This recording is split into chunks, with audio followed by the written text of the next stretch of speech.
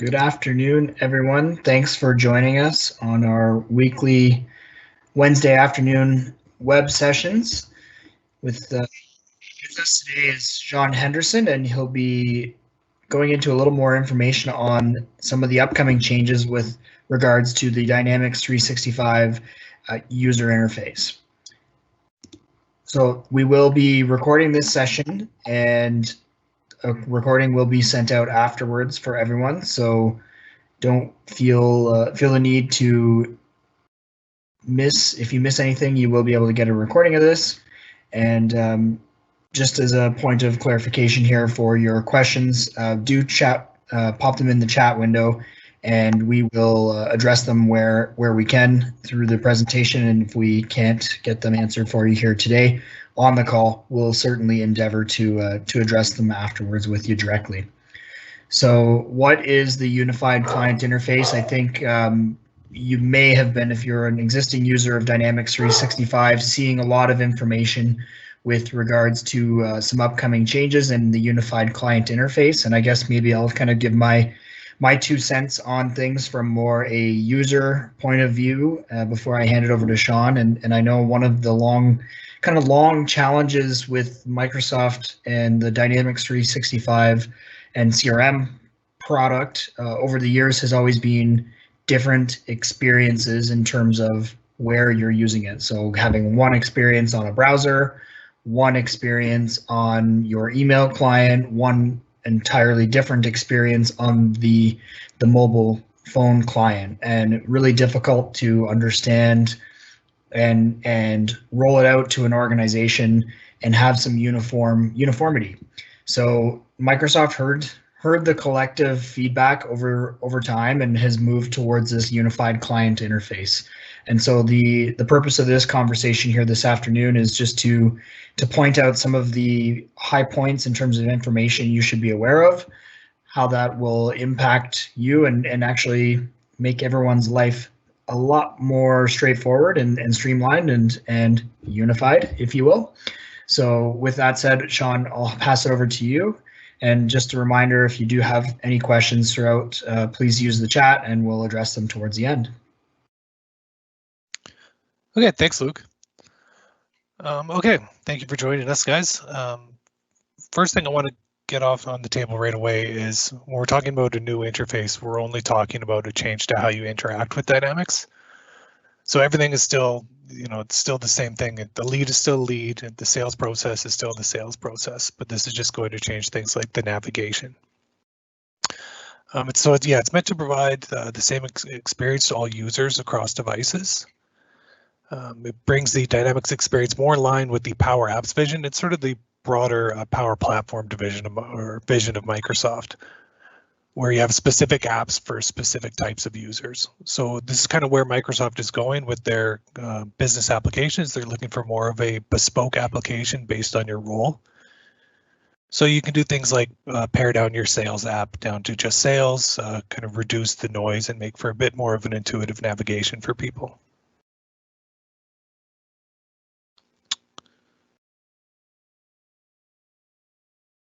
Sorry, I'm just trying to figure out the controls here.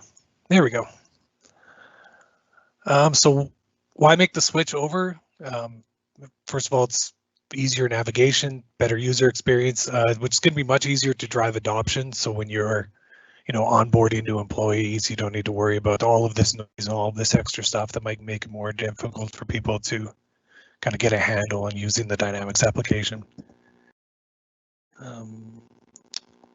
And most importantly, you don't really have a choice. So the classic web interface has been deprecated. It's going to be gone by December of this year. So you really do have to kind of get on board with the direction that Microsoft is going in. And you're going to see that it's actually a lot better anyways. So some features are exclusive to the UCI, like interactive dashboards, new charts, there's new controls, things like editable grids. So they're actually adding in quite a bit more new features that you're only going to have access to in the new interface. And it's going to have a consistent experience for all users across devices. So this is going to reduce the administrative burden for you. So a lot less training, a lot less, worrying about, different people's screen sizes and things like that. Are they going to be using this mostly on the mobile app than, or mostly on an iPad? Then you need to give them a completely different training experience. This is going to kind of unify things across those different devices. So for navigation, there's a hierarchical navigation structure for the apps now. So it kind of goes from app to area to group to subgroup. So there's the application that you're in. The area is kind of like different divisions of it, like sales and marketing might be two different areas in your application. And then like in your sales group, you might divide that, or in the sales area, you might divide that into different groups. Like there's sales group, there's quotes, there's invoices, and then subgroups too. Like, okay, now your sales group also has like leads and opportunities. So like no more hitting like the chevron up top and then expecting your users to kind of get everything thrown at them and have to try to dig their way through to find what they need. It's a lot cleaner navigation. You split up different paths of your app by functions. So the area selector on the bottom, well, you can divide your people that are using the app into different roles, like their sales role, the marketing role, stuff like that. And in order to move through the hierarchy. There's a recent and pinned items for quick navigation to favorites. So a lot of people have things that they use all the time. Or maybe you have a record that you're working on that you're going to be spending the next few days needing to go to.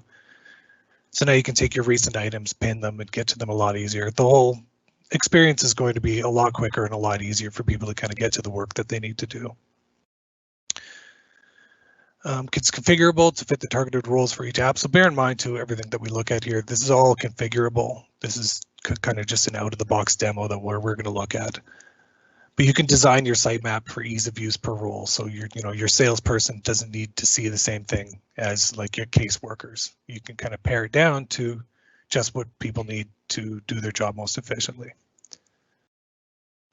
Okay, let's actually take a look at some of the navigation and a bit of a demo here. Sorry, I just got to share my screen. Okay, so this is what the new experience is going to look like. First of all, you've got your app selector. It's kind of the top level of the hierarchy. Bear in mind, this is pretty cluttered. In this demo environment here, we have everything but the kitchen sink. So you're quite likely not going to have every single one of these Dynamics apps in your environment, but this is just kind of a demo for our sake. But you're probably going to have things like sales and marketing and stuff like that. Down at the bottom, you have the area selector. So, you can divide something like your sales app up into different areas like sales and marketing, or, maybe move your casework to different places. And then on the left-hand side here, within your area, you have your groups. So we're in the sales app here. You've got my work, customers, sales, collateral, so different groups that you might want to divide it into. So like say, for example, we've got marketing here in our sales. You might want to move that to an area down here so that, your marketing people don't see the same thing as your sales people, that kind of thing. And then within your subgroups, that's where the work gets done. So, accounts, contacts, leads, and opportunities, all your subgroups are all the things that you're already used to seeing in Dynamics. It's just now you don't need to kind of click the chevron up top here and dig them out. They're all just right there on your navigation. So one thing they did get right in the classic experience is the breadcrumb trail. So that's still there up top. So if you're in one record here, you can see, okay, that's part of the opportunity subgroup in the sales area within the Sales Hub app. So you can kind of click back through like that. That's an experience you're probably used to in the classic interface. It's not much change from there. Oh, one thing I'll show you too. So I'll resize the screen here. And you'll kind of see what I was talking about. Let's look at maybe opportunities. How if you have the full size screen, then you've got all of your opportunity records there. But as I kind of shrink it down to sort of a mobile size, you can see that it automatically changes. So this is what you would get from the mobile view. Would be like all of your opportunities in a list like that. So you can see how it's going to be kind of the same experience regardless of which devices that the users are using. So up here in the corner is the recent and pinned items that I was talking about. So for example, if you're used to working in opportunities, you can take all of your opportunities, pin them there, and it shows up down in your pinned items. I think I took one opportunity here, like say this is something you're going to be working on every day, you can pin it and then easily get to it. So hopefully you can kind of see how much cleaner and more intuitive the navigation experience is, and it should really get you thinking more about that kind of role-based experience rather than, you know, taking somebody and saying, okay, here at our company we use Dynamics, and I'm going to throw you in there and you can kind of find what you need to use. And say, okay, well, your role here is just a salesperson. So let's maybe take your Dynamics app and pare it down to just, say, sales and maybe a couple of the pieces of collateral here. And that's kind of the Power Platform way that Microsoft is going, is really get you thinking about these bespoke applications that are going to be based on your role and what you're going to be doing within the Dynamics experience, rather than kind of the entire thing being thrown at you. Okay, so some of the changes that are occurring in forms. So the forms are meant to provide a clean experience, a lot like the navigation that's going to adjust itself to your device. It's going to flow a lot better for the user now, rather than you know, the old form, which was, say, if you had stuff like quotes and summaries and all of these different sections, you can end up with a form that's like a mile long. So that's been changed into tabs in order to reduce the size of the forms. Business process flows no longer take up half the screen, which is really nice. I think the header up there as well used to always take up a whole bunch of the screen. So you kind of be left with half the screen to fill out all of the information in your forms. That's been streamlined quite a bit, so yeah, you can use the new tabs and the size of the business process flow to work with your forms a lot better. The business process flow itself has changed, so it's no longer these like sort of two-tone green. You can't really tell which step that you're on or where you're at in it. It's quite a bit clearer indicators, clearer colors. You can really, you know, see which step of the process you're in a lot better. It's a lot more intuitive. And there's flyouts in the business process flow. So I think in the old experience, you would kind of see every step in the business process flow and all of the components of each step, and that's again would take up all of this space. So now instead you kind of click on where you want to go in the business process flow to interact in each step. So let's take a look at the business process flow. So this one, I think, yeah, this record is read only. Actually, let me pull up one that is actually active so we can play around with it a little better. So this is just an opportunity here with your business process flow. First of all, you can see along the top there, the header is quite a bit more compact. It's not taking up, you know, a quarter of the screen. One thing I should point out as well for the header, this is something that comes up with our clients quite a bit. If you want to make an adjustment in the header, you can't actually click in the item you want to adjust. There's a little arrow here on the side, and that'll open up your whole header, and then from there, you can start making adjustments. Something that people get caught up on a lot, they think, well, is that header just read only? No, it's actually, there's a little arrow on the side. That's how you make adjustments in the header. Yeah, so you can see the business process flow is quite a bit smaller. It's got the flyouts, so you can click and see what's actually happening in each step, rather than just all of these steps just kind of sitting there, taking up a bunch of space.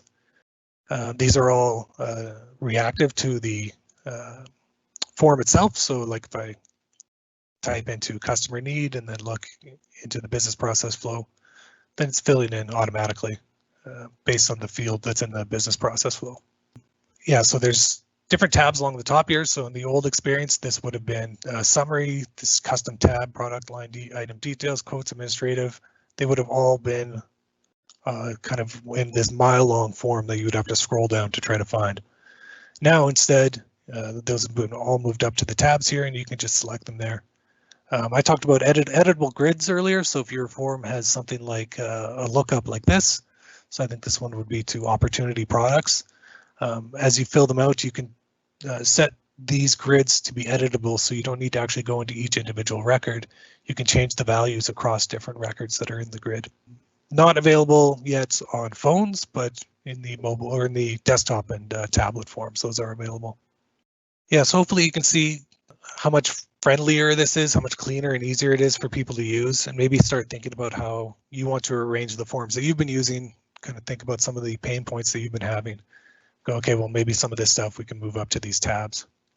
Oh, there's also in tabs, there's also the related here. So everything that's actually related to this entity, you can pull up in a tab. And then as long as you stay on that page, say you want to pull up connections to it, it then becomes a tab that you can click back to right away. So there's now a timeline. So I don't know if people have been used to using the social pane in the legacy interface, but Microsoft just kind of heard people's complaints about it and that it's not very collaborative. So the social pane, it was like a bucket that contained all the different activities, the notes, the emails, and things like that. So this has been replaced with the timeline, which is sort of a single place for all activities and notes in a record. So the items are listed in chronological order in the timeline. So this is, so rather than just being a sort of a bucket of all activities, it more tells a story about what's been going on with the record. So if you've got an opportunity where emails have been coming in and phone calls have been taken and notes have been left and things like that, you don't need to track them down. You can see chronological order as how they've come in and kind of see how this particular sale or whatever the record is has progressed. Yeah, so it tracks communication across the team. That I find the timeline myself is quite a bit more useful in terms of team collaboration when you're just kind of passing records back and forth between people, because you have a really clear idea of, as a team member, where you are in the step and where you are in the process of working with this record. Yeah, it includes notes, appointments, emails, phone calls, tasks, posts, a lot of the same stuff that was in the social pane, just organized quite a bit better. And it supports filtering by type, status, and date. Okay, so let's talk about some of the important changes that are coming. This is by no means an exhaustive list of changes. This is, kind of the ones that I think we should call out that I think are more likely to affect people. First of all, the Dynamics 365 homepage is no longer going to be available. So, if you're used to going to home.dynamics.com to see all of your Dynamics apps after, I think it's December of this year, that's no longer going to be there. If you go there, it's going to redirect to office.com/apps. So if you're used to the app selector in your Office 365 homepage, you go in there and you see all of the different apps available. In the past, I think Dynamics would have been one of the ones that you can select. They haven't quite changed this over yet, so I haven't seen for sure how it's going to look, but what I suspect is that you're just going to see multiple Dynamics selections within your Office 365 app selector. So you'd see your Dynamics for sales, customer service, all of those things in there as their own kind of standalone apps. You can also still, of course, within the Dynamics environment, you can still, of course, select your apps from the app selector. Mobile task flows are going to be replaced by the new business process flows, so those are going away completely. The new business process flows are quite a bit slicker, quite a bit more easy to use, so it's a better change anyways. Process dialogues, like kind of the wizards, they're no longer going to be available. So if you are used to using those or you have any of those set up in your environment, there is no replacement for those. Those are just going away completely. Some client APIs are deprecated. So this is when we get into kind of the more technical side of things. So if you have a lot of customizations, this is kind of where the switch to the new interface might not be as easy as just switching over to your applications. This is where you might want to come to us and really kind of get some deeper insight into, okay, well, what are some of the deep customizations that you guys have, which are no longer going to work in the new interface, and what can we replace them with? The service calendar will no longer be available, so this will be replaced by resource scheduling. Voice of the customer, like your surveys, they end July 2020. So they're going to be replaced by Forms Pro. I think most of the functionality that you would get out of them is still going to be there in the Forms Pro. Contracts, contract line items, contract templates, and those entities are going to be replaced by entitlements in the Dynamics 365 customer service. So again, something that you need to look at. Do you have a lot of customizations across those entities? How can we replace them instead with Dynamics 365 customer service? And relationship roles are going to be replaced by connection roles. So connections, I don't know if you haven't used them yet, are just a way to connect two records that might not have a direct relationship, but there are two things that you might want to keep in mind if you're working with kind of the same, they're involved in the same kind of process. So helping with the transition. So this is when we really start to get into kind of the technical side of things. We want you to kind of get thinking about the transition now. Again, this isn't going to happen until the end of this year, but you want to get on top of it right away. The last thing you want is to get to the end of the year and Microsoft removes a bunch of features that you're using extensively. So we want to get on top of this. It can be quite a bit of a headache if you have a lot of deep customization in your environment. So we really want you to get thinking about the transition yourself, just from a kind of a high level. So maybe thinking about switching over some of the out-of-the-box apps that you're using, maybe not some of the deeply customized stuff, maybe some of the out-of-box stuff. Start thinking about the process to how we can start doing this. And then, as we start to run into the stumbling blocks, that's when we can jump in and help out. So the first thing you want to do is identify the UCI apps based on users' roles and licensing. So definitely the first thing to consider is roles and licenses. Again, rather than you getting this massive Dynamics environment and everybody's using the same thing, it's really time to start thinking about parsing things out into different roles and different ways that you want people to use it.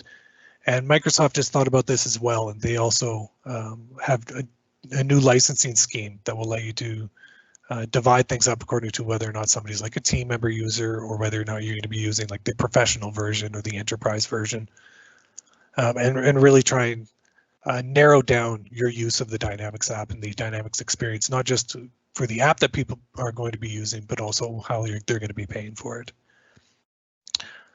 So yeah, the first thing you want to think about is your licensing scheme and your roles. And then once you've got those figured out, then you're going to know, okay, now we know which applications we're going to need to be installing, because the fact is the team member applications or like the team member licenses, professional, enterprise, they all have their own individual applications. You're not just installing the same application and then people are getting access based on their licensing. Based on their licensing, it'll actually change which application you're going to be installing. So there's a new admin center, admin.powerplatform.microsoft.com. So everything is kind of moving to this power platform direction. All of the legacy settings that you're used to seeing kind of in the advanced settings in Dynamics are all slowly moving over here, but emphasis on slowly. So there's a lot of stuff that's still kind of in transition. That's, you are going to have to get into the advanced settings side of Dynamics and dig them up in the old place. And then a couple months later, they might not be there anymore because they're in the new admin center. There is kind of a transition process going on here. So just something to keep in mind. But this is where all of your Dynamics administration will eventually be going, is to this new admin center. So if you're just using kind of out of the box applications, this might be enough to get you up and running on the new interface. It's most likely not the case if you have a lot of deep customization. If you have a lot of stuff that we built for you, then it might not be a matter of just firing up the new applications. But it is good to kind of get you started on this and kind of get you thinking about it. So what you would do is you would go to the new admin center, create a sandbox environment to test your new applications. Copy the production environment to your sandbox environment. So you've got kind of a mirror of your production environment that you can play around in. And then provision and configure the new UCI apps as appropriate. So you figured out what roles you have, you figured out what your licensing scheme is going to be. Okay, so start adding these new applications in, add in the team member application, add in just the professional application, and then see if they're going to be compatible with your solutions. So yeah, provision and configure the UCI apps as appropriate and test them out. You're going to want to go to the settings. So in the sandbox environment settings, in any environment settings, under basic behavior, there's a toggle for use unified interface only. I suspect that by December of this year, that button won't even be there because everybody will be on the new unified interface. There won't be a choice of this, but make sure that's turned on so that your environment is set up to exclusively use the new unified interface. So we've got a link here. This is, I think, a pretty exhaustive list of all the deprecations that Microsoft is going to be having, all of the important changes. Go through this and see if there's anything you guys are using that you know, you think that you might need to find a replacement for, an alternative for, because it's going to be going away.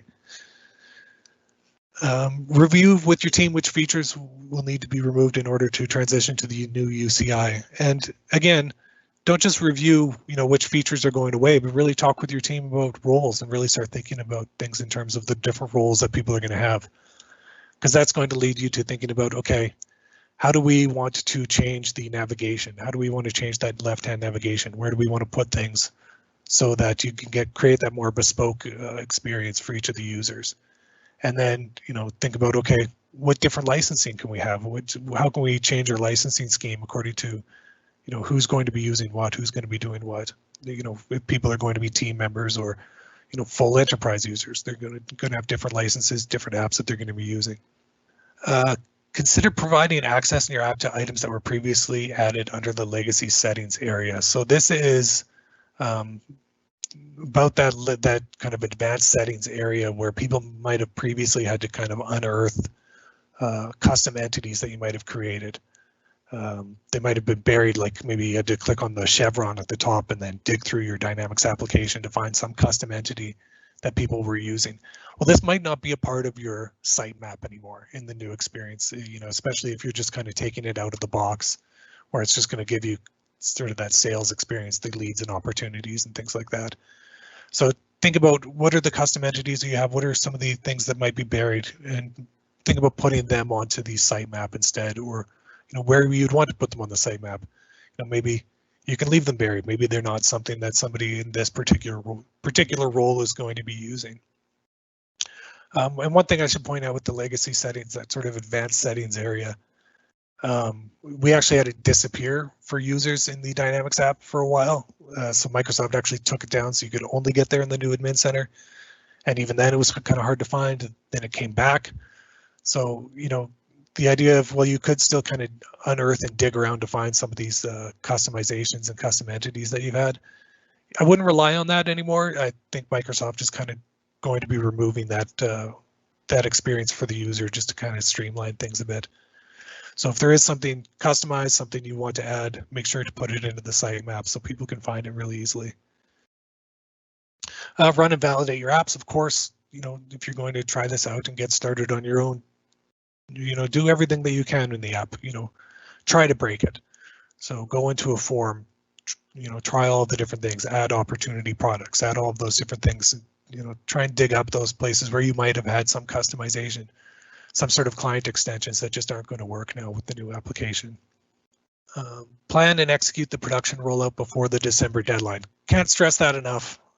This is not something we want to wait until, you know, last minute to do, because you never know. There could be a lot of stuff buried in there and a lot of work to be done in order to make the transition to the new interface.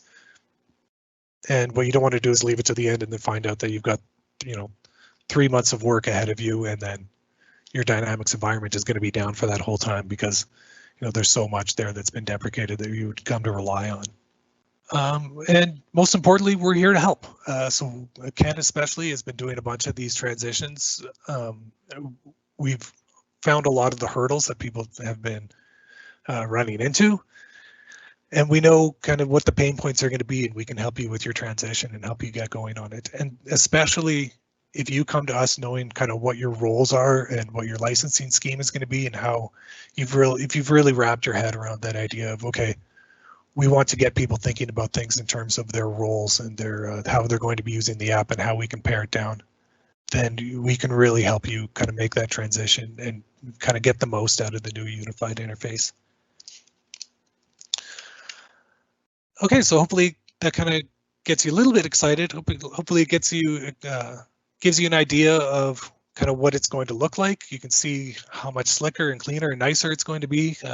It's going to remove probably a lot of the pain points that you've had in the past.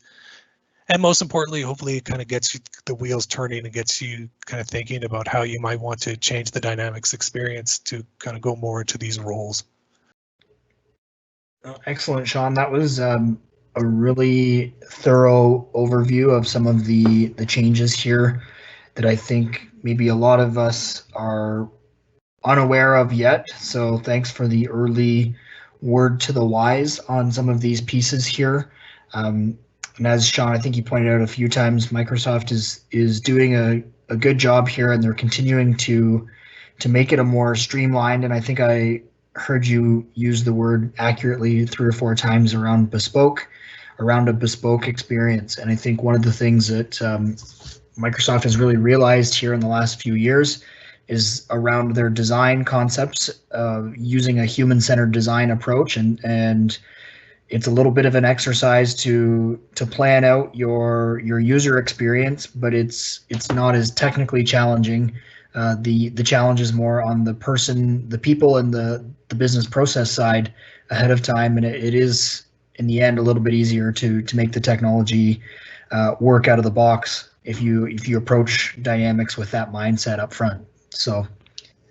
Yeah, and it really will, I think, save a lot of time in the long run, administratively, if you're giving people different Dynamics applications and different experiences based on their role. They don't. There's a lot less training involved there when they know kind of exactly what they're going to be using right off the bat. Exactly. Well, that was great. Thanks everyone for joining us this afternoon. If there are further questions, there's a few pieces of additional resources here that we've set out that you can look further at, and I'm sure we'll put pieces of this content out in future around some of the updates that are forthcoming here as they impact you. So we're here for you. Feel free to reach out. Next week here on our Wednesday afternoon webinar, we're going to do a little bit of customer engagement around COVID-19. So we're seeing a few different tactics that people have noticed some good success with here in the last month, with everyone in a work from home and socially distant format. So there's a few tips, tricks there, and just in terms of how to engage over digital channels with some of your clients and different stakeholders where you may have done so in a more face-to-face format. So look for that next week. Thanks for your time and for joining us this afternoon.